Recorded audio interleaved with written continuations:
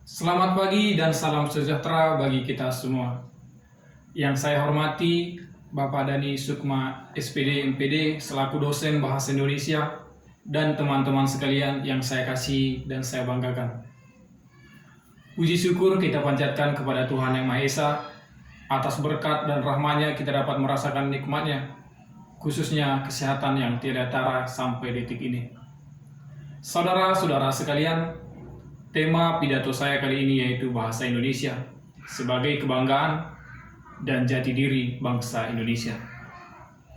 Bicara tentang bahasa Indonesia sebagai kebanggaan dan jati diri bangsa Indonesia tak terlepas dari sejarah dan fungsi bahasa Indonesia.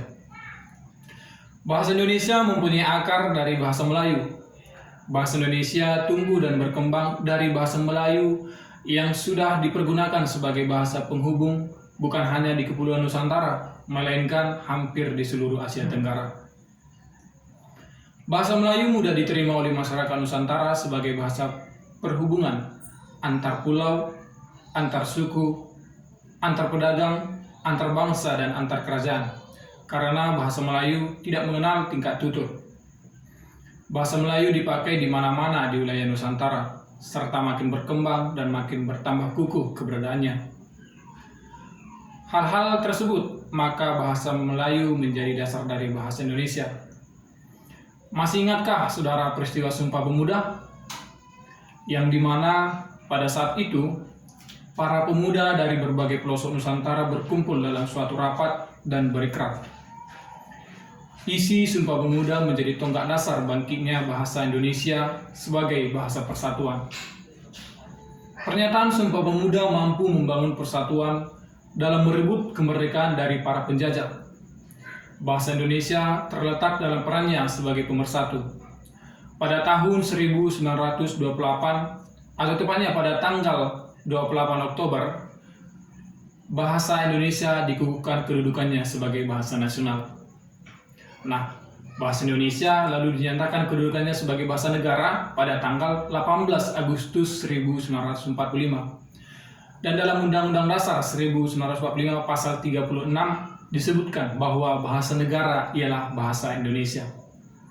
Hebatnya bahasa Indonesia yang dimana kita yang tinggal di Kepulauan Nusantara yang mempunyai beribu suku dan bahasa dapat dipersatukan.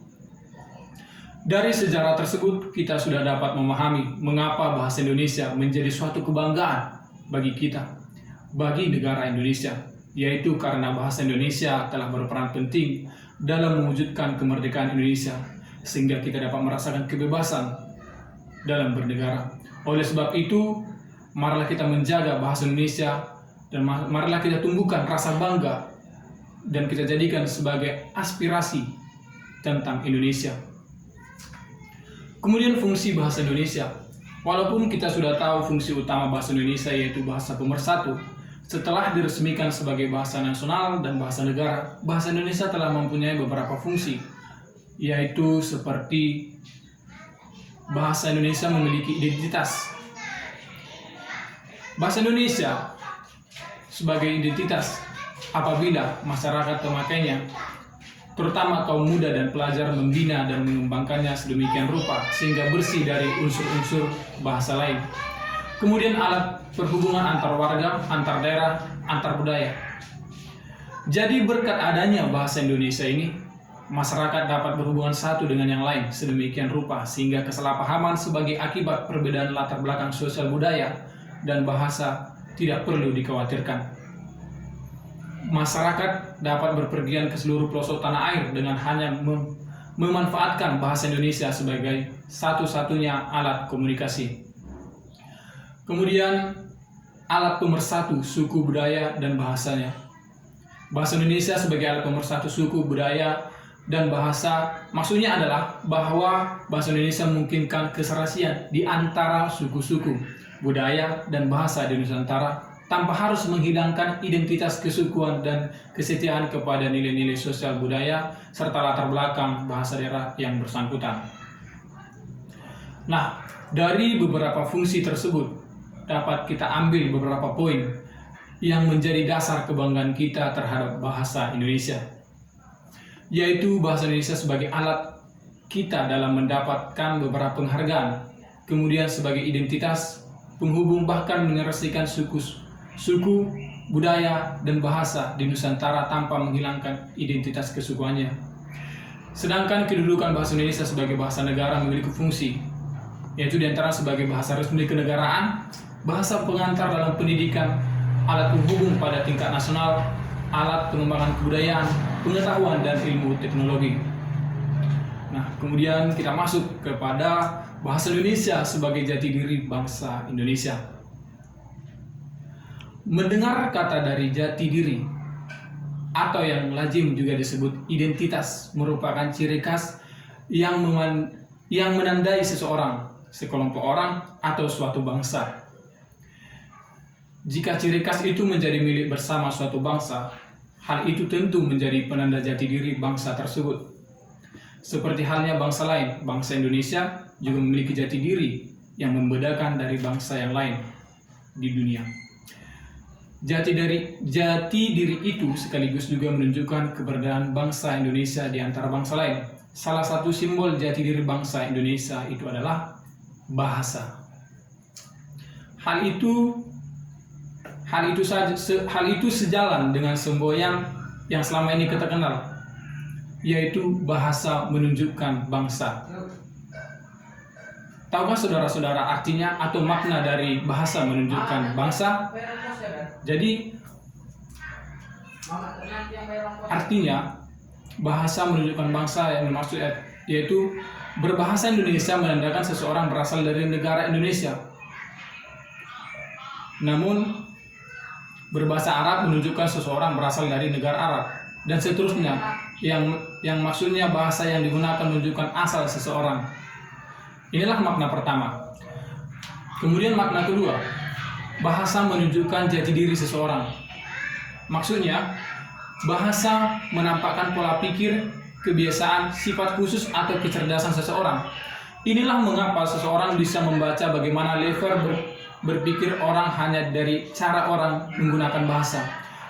Cara orang berbicara menggunakan bahasa tersebut. Nah, makna yang kedua ini berhubungan dengan tata bahasa dan erat kaitannya dengan ketertiban memegang kaidah bahasa Indonesia. Setiap bahasa pada dasarnya merupakan simbol jati diri penuturnya.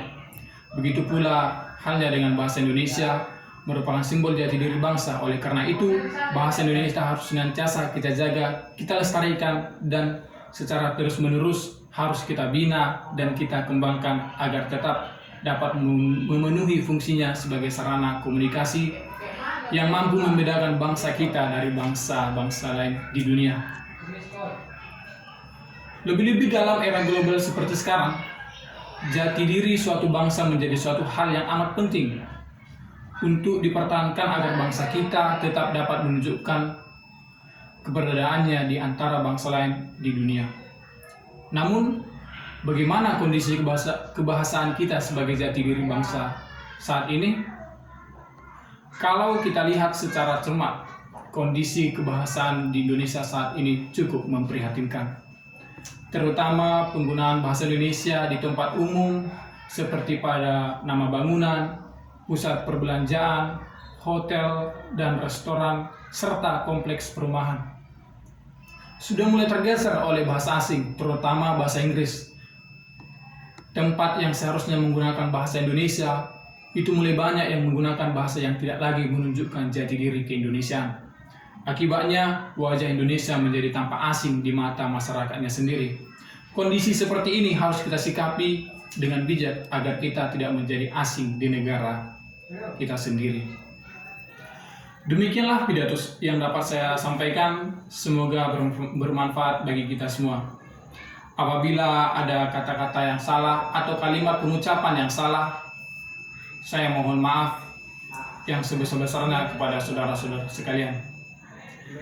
Akhir kata saya ucapkan terima kasih untuk perhatiannya. Kalau ada sumur di ladang, bolehlah kita menumpang mandi. Kalau ada umur yang panjang, bolehlah kita berjumpa lagi. Tetap jaga kesehatan, tetap jaga jarak, pakai masker di masa pandemi sekarang. Kita harus menjaga kesehatan kita. Terima kasih.